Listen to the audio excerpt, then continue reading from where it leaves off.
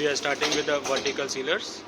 You can see the vertical sealers are working. Now we are putting it for the horizontal sealer. You can see this horizontal sealer starting.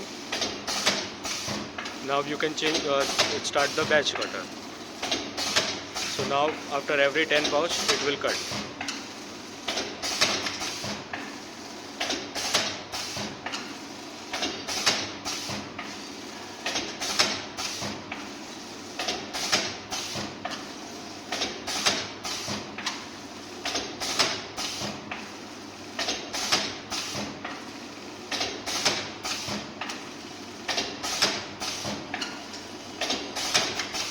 See, now it has cut. So this is how you start the machine and start with the production. You can see this your product will be filled in this particular cavity as per the volume set by us, and it will drop here, and the same will be directly dispensed into the pouches. This is how the machine will start running, and you can have your all the productions continuously running.